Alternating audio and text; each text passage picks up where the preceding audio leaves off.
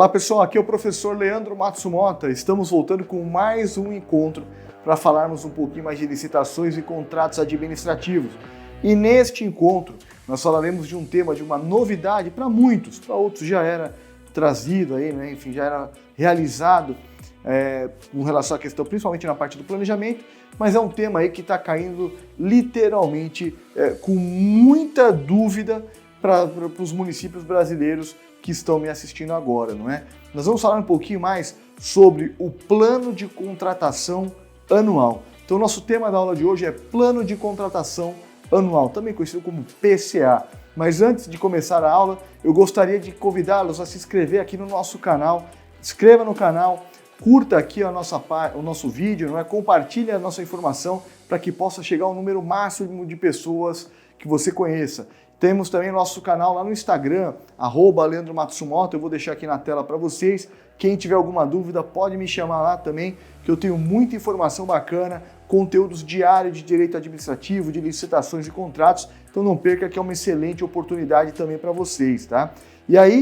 E para finalizar, nós temos também o nosso curso de licitações e contratos administrativos, um curso online, um curso com 12 horas, certificação, com tudo aquilo que tem de melhor, mais moderno e mais atualizado para você, tá bom? Então você que está me assistindo agora, não perca, são diversas oportunidades, você só não aprende a 14133 se não quiser, tá? Bom, voltando agora aqui para o nosso encontro de hoje, nós estamos falando um pouquinho mais sobre o plano de contratação anual. Qual que é a ideia do plano de contratação? E aí, da prática da ideia, eu vou trazer ele para a teoria para que a gente possa, assim, melhorar a compreensão do tema, não é? O plano de contratação anual é uma ideia importantíssima ainda na primeira fase do planejamento, ou seja, antes de iniciarmos o processo de contratação pública, antes sequer de publicação digital, antes da fase externa do processo, logo no primeiro passo dele, na fase de planejamento, nós temos lá o PCA agora na 14133. Este plano nada mais é do que literalmente você prever, projetar o ano futuro para que você possa trazer aquilo que você compra de ordinário em todo ano, mas você vai projetar isso dentro de um plano para o próximo ano, né? Então, por exemplo, você que está me assistindo hoje, esta aula em 2023, você vai fazer o plano em 2023 para que você vai acabar prevendo as contratações de bens e serviços do ano de 2024. Isso eu acho que tem uma extrema relevância porque traz um planejamento maior da administração pública e também traz uma compra mais eficiente, mais eficaz para o poder público, né? Evidentemente, isso é o primeiro ponto que eu gostaria de destacar para vocês, essas contratações futuras, né, planejadas para o próximo ano, são contratações que devem ser observadas com aquilo que se tem de ordinário, aquelas compras de rotina, então papel, detergente, sabão, café, água, enfim, aquilo que todo ano a administração pública compra. Esses produtos ou serviços que são previsíveis, e aí talvez esse termo seja melhor colocado, eu vou projetar para um próximo ano dentro de uma série de requisitos que nós vamos estudar a partir de agora. Portanto, este é o primeiro ponto que eu gostaria de trazer para vocês. O plano de contratações anual nada mais é do que literalmente um plano onde eu vou projetar para o próximo ano aquelas contratações ordinárias das quais eu já realizo naturalmente, tá bom? É evidente que eu não posso planejar aquilo que é de emergência, mas o que for ordinário de contratação rotineira, isso eu posso planejar, aliás, melhor, eu devo planejar, não é? Vamos começar a observar agora os dispositivos legais referentes ao tema. Primeiro dispositivo que eu vou observar com vocês e passamos agora aqui a leitura na tela junto a vocês. Vamos lá. O artigo 12 da Lei 14133, no seu inciso 7º, ele traz a seguinte redação. A partir dos documentos de formalização da demanda, os órgãos responsáveis pelo planejamento de cada ente poderão, na forma do regulamento, elaborar um plano de contratação anual com o objetivo de racionalizar as contratações dos órgãos e a entidade sob a sua competência, garantir um alinhamento com o seu planejamento estratégico e subsidiar a elaboração das respectivas leis orçamentárias e subsidiar a elaboração das respectivas leis orçamentárias. Depois, no parágrafo 1º, ele vem e fala o seguinte: o plano de contratação anual disposto aqui no inciso 7º do artigo 12, deverá ser divulgado e mantido à disposição em sítio eletrônico oficial e será observado pelo ente federativo na realização de licitações e na execução de contratos. Nós já temos também, eu vou deixar aqui no painel para vocês, o decreto federal, o decreto 10.947 de 2022, que regulamenta o tema, decreto 10.942, que aqui então regulamenta o tema, tá certo? Primeiro ponto importante, então, que nós passamos a trabalhar sobre plano de contratação anual. Volta aqui para mim agora. Primeiro ponto importante.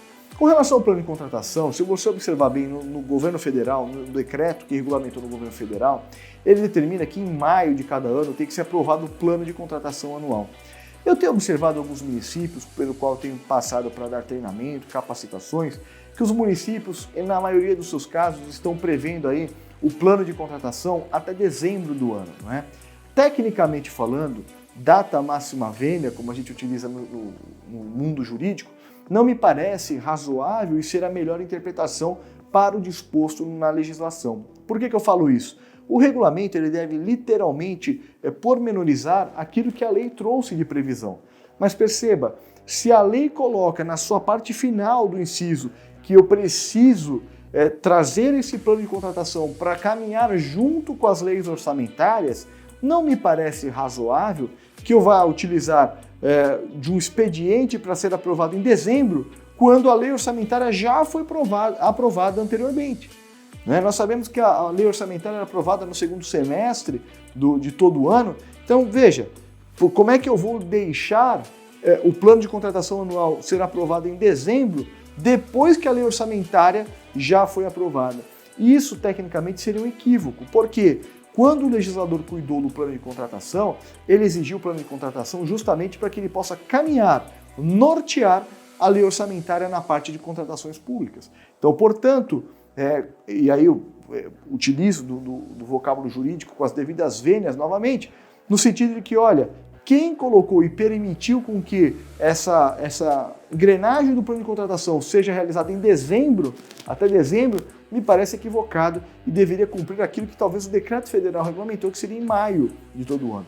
E em maio porque depois, na segunda metade do ano, nós temos aí um encaminhamento para o parlamento do orçamento, não é? O orçamento, então, ele vai sempre no segundo semestre e por conta disso ele acaba aqui sendo, como é que eu posso dizer, levado em consideração juntamente com esse dispositivo. Então, é o primeiro ponto de atenção que eu gostaria de destacar com vocês. O prazo aqui, o decreto federal fala em maio, e aí aos municípios eu tenho também sugerido que se faça até maio, ou no máximo até junho de cada ano, para que vá antes do recesso, do meio do ano, aí quem tem recesso, e aí que possa ser encaminhado ao parlamento no segundo semestre já o plano de contratação para aprovação da lei orçamentária, tá bom? Então, essa dica é uma dica importante, dica prática que nós temos com relação ao PCA. Um outro ponto dispositivo que eu acho bacana também é o seguinte, já tem interpretação no seguinte sentido, eu vou deixar a interpretação aqui para vocês expressa, no seguinte sentido, que fala assim, olha, aquilo que não foi contratado, inclusive até foi anunciado do segundo simpósio de licitações e contratos administrativos, aquilo que não for previsto, não é, no plano de contratação anual, aquilo que não for previsto no plano de contratação anual, ele não pode ser objeto de contratação, salvo se eu justificar o porquê que eu não trouxe a previsão daquilo. Então perceba a importância de você planejar a tua compra pública, a importância que se tem de você literalmente trabalhar com o planejamento de uma contratação pública. Então isso me leva a crer que, se não for planejada a contratação pública, eu vou ter que justificar, colocar no processo quais foram os motivos que me levaram a realizar aquela compra. Por quê? Compra sem planejamento é uma compra cada vez mais, como é que eu posso dizer, cada vez mais criticada pelo legislador, se é uma expressão que assim melhor encaixa a esse dispositivo. E isso não sou eu que falo, isso já tem enunciado, inclusive lá no segundo simpósio de licitações de contratos da Justiça Federal, já ficou claro este entendimento também, então, que a contratação daquilo que não estiver previsto na lei, no plano de contratação, eu devo justificar e colocar no processo. Me parece também um ponto interessantíssimo de observação. Uma outra situação que eu preciso observar, que este plano não é um plano para ser engavetado, não é um plano para o prefeito ou para o secretário cumprir apenas a sua formalidade, não é? Ele é um plano de contratação pública que literalmente ele tem que se tornar público, não é? Ou seja, eu tenho que ter acesso a tudo aquilo que eu vou contratar no próximo ano. E a legislação coloca da minha obrigatoriedade de publicação isso nos portais eletrônicos, não é? Justamente para quê? Para que eu possa exteriorizar, para que as pessoas possam ter acesso justamente para saber quais são as compras públicas que aquele prefeito, aquele governador pretendem para os próximos anos, né? Para o próximo ano, literalmente. Portanto, eu acho que essa parte da publicidade do ato também é um mecanismo importante porque te leva à interpretação de que, olha, não existe um plano pro forma, existe a formalidade do plano, mas existe também a necessidade de tornar isso público para que qualquer cidadão possa avaliar e possa confrontar, né? Possa verificar se de fato eu vou observar de um lado, eu tenho um plano, de outro lado, eu vou fazer uma compra pública. Por exemplo, eu abro um edital de um pregão, eu vou lá e vou verificar, será que este pregão consta, né, dentro do meu plano? Será que ele não consta? Quais são os motivos? Por que ele não constou naquele plano? E aí eu quero saber as justificativas que serão apresentadas, tá certo? Então, isso aqui também é um ponto que merece uma atenção redobrada. Volta aqui para o inciso que tem mais um dispositivo que eu acho bacana dentro do inciso que nós acabamos de fazer a leitura. Vamos voltar à leitura dele então, tá lá. Lá na parte final, ele coloca o seguinte, ele fala que serve para garantir o alinhamento com seu planejamento estratégico e subsidiar tal. E ainda ele menciona lá, com o objetivo de racionalizar as contratações dos órgãos. Volta aqui para mim no seguinte, talvez esse seja o grande objeto do plano de contratação, você racionalizar a contratação daquele objeto. O que significa racionalizar? Eu preciso, em muitos casos, entender, e aí levando para a nossa vida prática, não é? Quando você vai ao mercado fazer a compra do mês, você não faz uma lista, você não planeja o que você vai comprar, porque se você sai comprando sem planejamento, você é capaz de comprar detergente a mais, é capaz de você comprar o biscoito a mais, é capaz de você comprar o chocolate que não deve, porque você não se planejou para aquilo, não é? Na contratação pública é exatamente a mesma coisa. Eu preciso trazer porque essa racionalização daquilo que o legislador exige significa dizer que, será que eu preciso comprar? Será que eu estou comprando algum produto, algum serviço, contratando, que eu já não tenho em execução hoje? Né? Será que se eu comprar em alta escala, em uma maior escala, com os outros órgãos, os outros institutos, será que eu não tenho uma melhor produção desse dispositivo? Ou seja, está tudo em aberto. Eu preciso literalmente racionalizar as compras públicas, ou melhor, eu preciso aqui no fato, então, fazer uma contratação pública mais precisa dentro daquilo que o legislador determina.